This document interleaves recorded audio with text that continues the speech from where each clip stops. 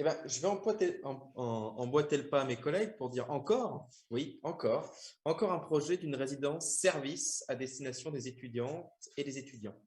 Alors, vous nous expliquez en préliminaire que le nombre d'étudiants ne cesse de croître et qu'il faut pouvoir les accueillir. Alors, nous sommes d'accord sur ce premier point, mais ce sont sur les conditions d'accueil.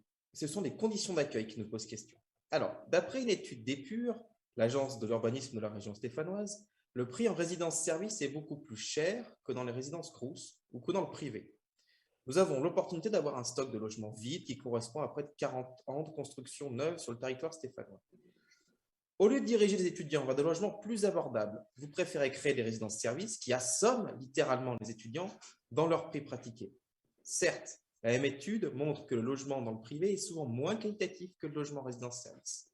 Mais nous en avons déjà parlé dans cette assemblée. Il existe des outils qui permettent aux étudiantes et étudiants d'éviter des logements de mauvaise qualité.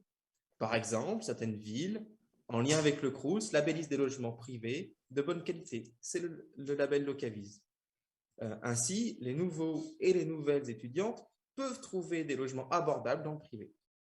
Content, le locataire qui trouve un bon logement et le propriétaire qui s'assure d'un loyer. Vous avez décidé de loyer bien au-dessus du prix du marché stéphanois. En somme, vous privilégiez les étudiants et les étudiantes qui ont les moyens financiers d'habiter dans ces résidences.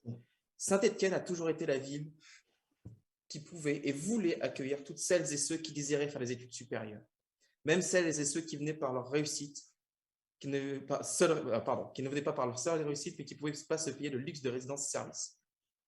Avec vous, ce temps est révolu. Fini la diversité sociale et culturelle qui faisait la beauté de nos amphis.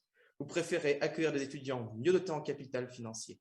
Finalement, vous dites être loin des idées d'Emmanuel Macron et loin de celle de Valérie Pécresse, mais en réalité, vous êtes dans la même dynamique que M. Macron quand il veut augmenter les frais d'inscription, et dans la même ligne que le travail de sape de Mme Pécresse quand elle était ministre de l'Enseignement supérieur.